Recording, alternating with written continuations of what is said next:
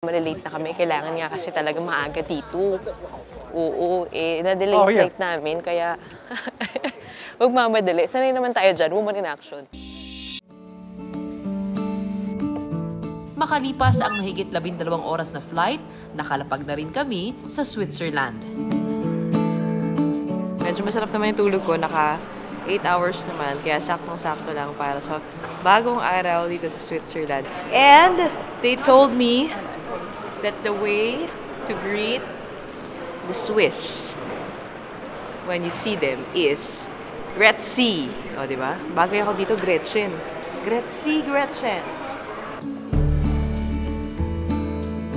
May 7 international airports ang Switzerland, pero ang pangunahin at pinakamalaki dito ay ang Zurich Airport na kinilalang 8th best airport in the world. Mula Zurich, kailangan na nating makapunta sa destination ng ating first cycling challenge. At tutulungan tayo ni Fausto na makarating doon. It's your Gretchen. Yes. Welcome. Pleasure meeting you, Fausto. Pero bago yan, napansin ko, wala nga palang laman ang aking wallet. Part. Palit muna tayo ng pera. Tignan natin kung gagana. Hindi ko sigurado kasi parang hindi ko pa nagagamit. Kahit hindi bahagi ng European Union o EU, kinakailangan pa rin kumuha ng Schengen visa ang mga Pinoy para makapasok sa Switzerland. Looks like I have enough here.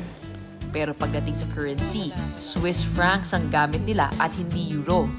Isa ang Swiss franc sa pinakamatibay na currency sa buong mundo dahil na rin sa kanilang matatag na ekonomiya. So now, I have money. The most important part of this trip is to not, go around without any You need some money, but with the Swiss Travel Pass, you have free transportation. Okay. Ang Swiss Travel Pass ay para sa mga turista na gusto ng only access sa public transportation network ng Switzerland. Depende ang halaga nito sa validity ng pass. May 3, 4, 8 at 15 days. Mas matagal na validity, mas makakasulit. May free entrance na rin itong kalakip sa mahigit 500 museums at exhibitions. What is accessible with the Swiss Travel Pass? What comes with it? Well, it's the whole public transportation. It's all trains, all buses, and even all boats. Lake steamers, for example, on the lakes in Switzerland are all free of charge with the Swiss. Dahil sa Swiss efficiency, konektado ang bawat istasyon ng tren, bus, maging ang mga ferry. Bawat istasyon ay may espasyo rin para sa mga bisikleta. Are the railways always on time here? On the dot? Yes, on the dot. Usually, and if it's not on time, there is always a solution. You'll find an next train, another connection. Oh, that's great. Yeah. Sa kultura ng mga Swiss, mahalaga ang oras. Umaalis ang biyahe ayon sa nakatakdang schedule. Come. Come, yes, come. At maaaring ma-monitor gamit ang SBB mobile app nila. Kaya naman hindi ka mawawala at lalong walang dahilan para malate. Ito na yung train, no? We made it! Ayan, nakita niyo naman, huwag kayo malilate. Maaga, huwag Filipino time. May 26 cantons o member states na bumubuo sa Switzerland. Mula Zurich Canton, pupunta tayo sa Grindelwald, isang village sa Canton of Bern. Ipinagmamalaki ng mga Swiss ang kanilang railway network. On time ang bawat biyahe, mabilis pa at komportable ang mga tren. Nakakatawa dito. Parang mga tao, dahil nga ayaw nila magsayang ng oras, dala-dala nila yung laptop nila para magtrabaho sila habang nagko-commute. Yung mga tao, kung papansin mo, nakalabas lahat ng mga laptop nila. Nakakagulat yun para sa akin kasi sa Pilipinas, di ba, tinatago natin yung laptop para hindi manakaw. Dito dala-dala nila, walang cover.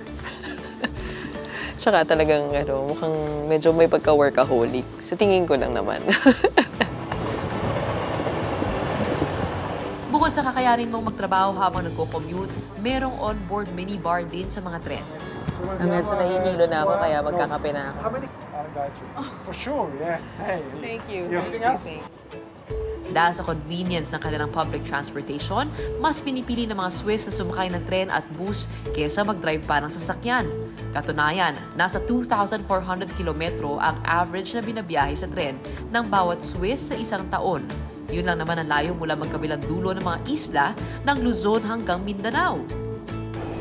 At paalala lang, Bilang paggalang sa mga kapwa pasahero, huwag maging maingay sa biyahe. Kung nais makinig ng music o manood ng video, gumamit ng earphones. Like train coach like this, but there is a sign here marked like this. You have a sign like this, silent coaches. And if you board on one of these coaches, don't talk. Maliit man kumpara sa mga kapitbahay nitong bansa, Switzerland naman ang may densest railway network sa Europa. Nararating kasi ng tren ang bawat sulok ng bansa, maging villages sa kabundukan. Sa haba nga ng railway ng Switzerland, kayang latagan na riles mula Apari sa Cagayan hanggang Sarangani Province. Balikan pa! Hindi lang malinis, malawak at mabilis, eco-friendly din. Sa taon 2025 nga raw ay magiging 100% hydropower o kuryente mula sa daloy ng tubig ang magpapatakbo sa lahat ng kanilang mga tren.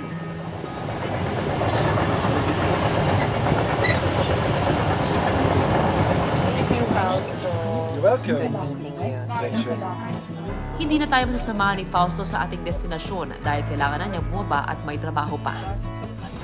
Enjoy it. Enjoy to the max.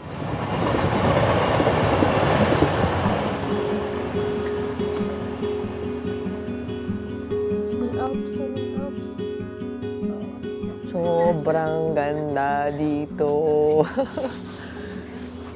Alam mo, parang pwede kang sumakay na lang ng train. Tapos ito na, you're touring the whole of Switzerland. Parang lahat dito Instagrammable eh. Alam mo yung sa Pilipinas, kapag nag-video ka, parang, oh, tara, video. Tapos matatapos na, okay na. Pero dito bawat, oh, teka. Mamaya ko, maganda ulit yung view. Ay, kulang na lang kasama.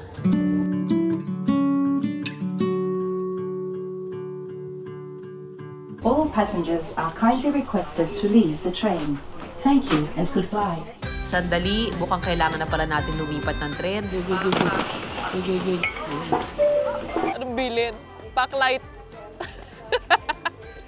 Dami ko OOTD eh. Paano ba? Siyempre, kailangan meron tayong mga eksenang Chloe. Wow, ganda! Sulit lahat ng pagod sa trabaho. Sa paglipat ng tren, hindi na kailangan bumiyahe, lumipat ng istasyon at bumili ng bagong tiket. Dumadaan na rin kasi sa bawat istasyon ng tren ang iba't ibang ruta. Proud naman akong independent woman ako. Pero sa mga pagkakataong ito, kailangan ko ng tulong. Kailangan na lang lumipat ng platform sa loob din ng parehong istasyon para sa susunod mong biyahe. Ang ganda ng train station niya. Tourist, na rin siya, tourist attraction. Nandiyan na yung tren. Okay. At huwag kakalimutan yung travel pass dahil kailangan yan sa bawat biyahe. Hindi na kailangang i-print dahil may digital scanner naman ang mga konduktor ng tren.